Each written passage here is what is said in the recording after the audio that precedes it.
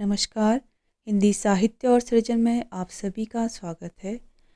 आज हम चंद्रधर शर्मा गुलेरी के जीवन के बारे में, उनके जीवन से जुड़े महत्वपूर्ण बिंदुओं के बारे में और साथ ही साथ उनके साहित्यिक रचनाकर्म को भी इस वीडियो के माध्यम से जानेंगे। तो आइए शुरू करते हैं चंद्रधर शर्मा गुलेरी जी का जीवन परिचय। चंद्रधर शर्मा गुलेरी का जन्म सन 1883 में जयपुर के राजपंडित कुल में हुआ है। इनके पिता पंडित शिवराम शास्त्री और इनकी माता श्रीमती लक्ष्मी देवी थे। परिवार के अध्ययनशील परिवेश के प्रभाव से गुलेरी जी ने अनेक विषयों में निपुणता प्राप्त की है। वे संस्कृत, प्राकृत, बांग्ला, मराठी, अंग्रेजी, जर्मनी, फ्रेंच आदि भाषाओं के ज्ञाता थे। गुलेरी जी को उनकी एक कहानी उसने कहा था ने अपार प्रसिद्धि दिलाई। यहाँ पर हम आपको बताते चलें कि चंद्रधर शर्मा गुलेरी प्रेमचंद से पूर्व यानी प्रेमचंद पूर्व युग के विशिष्ट कहानीकार हैं। उन्होंने अपने जीवन में सिर्फ 3 कहानियाँ लिखी हैं, सुखमय जीवन, बुद्ध का कांटा और उसने कहा था। ये 3 कहानियाँ ही उन्होंने अपने जीवन में लिखी हैं। उसने कहा था प्रेमचंद से पूर्व लिखी गई कहानी है और यह बहुत ही प्रसिद्ध कहानी रही है। इसी के कारण चंद्रधर शर्मा गुलेरी हिंदी कहानी जगत में विशेष प्रसिद्धि उन्होंने प्राप्त की है। गुलेरी जी एक कहानी लेखक ही नहीं, वे एक कुशल संपादक, इतिहास और पुरातत्व के गंभीर विद्वान, उत्कृष्ट कोटि के निबंधकार, ज्योतिष, दर्शन, साहित्य, भाषा विज्ञान के भी मर्मज्ञ विद्वान थे। यह उनकी विद्वता का प्रमाण है कि जयपुर की वेधशाला के जीर्णोद्धार और उससे संबंधित शोध कार्य के लिए गठित समिति में वे उस समय शामिल किए गए थे जब उनकी अवस्था 20 वर्ष से कम की थी। तो ये बहुत ही प्रसिद्धि का विषय है कि इतनी छोटी सी उम्र में उन्हें जो बड़े बड़े जो समितियां हैं, जो शोध कार्य के लिए गठित की गई थी समितियां, उसमें उन्हें हिस्सेदारी उनकी रहती थी। उन्होंने the Jaipur of observatory and it's builders नामक अंग्रेजी ग्रंथ की रचना भी की है। 1900 में जयपुर में नागरी मंच की स्थापना, 1902 में समालोचक मासिक पत्र का संपादन, नागरी प्रचारणी सभा के संपादक मंडल के सदस्य और फिर नागरी प्रचारणी सभा के सभापति के रूप में गुलेरी जी ने हिंदी के उन्नयन के लिए जो योगदान किया वह बहुत ही महत्वपूर्ण है।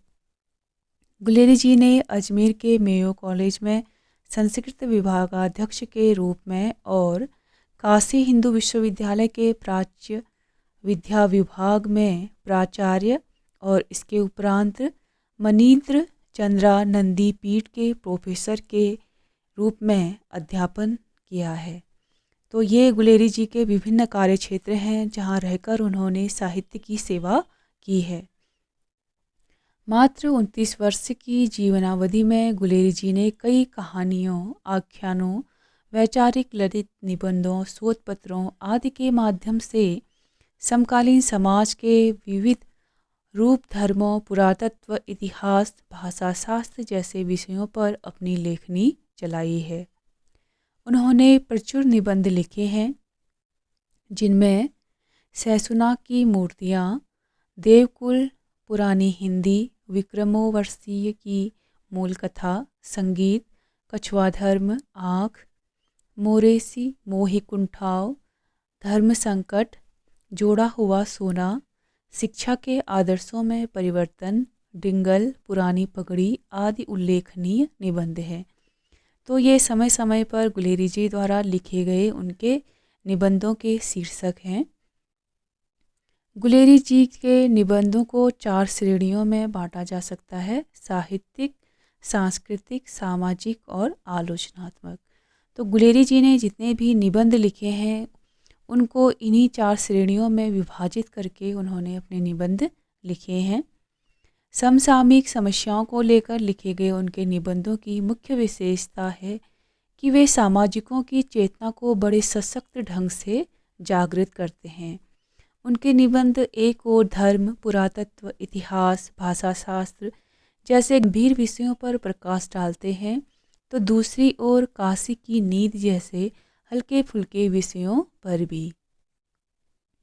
वे समाज में व्याप्त रूढ़ियों का खंडन करते हैं, भारतवासियों की कमजोरियों यथा जाति व्यवस्था, छुआछूत, अर्थहीन कर्मकांडों, ज्योतिष से जुड़े अंधविश्वासों का विरोध करते हैं और धर्म का अर्थ सार्वजनिक प्रीतिभाव मानते हैं।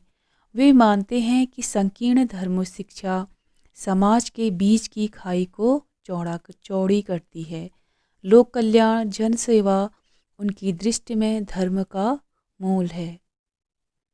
गुलेरी जी ने जितने भी निबंध लिखे हैं या जितना भी साहित्यिक उन्होंने रचनाएं लिखी हैं, उनमें उन्होंने मुख्य रूप से जाति व्यवस्था, छुआछूत, कर्मकांडों, ज्योतिष, अंधविश्वासों आदि का विरोध किया है और इन्हीं को अपनी जो रचनाएं हैं उसके केंद्र में इनको ही उन्होंने स्थान दिया है।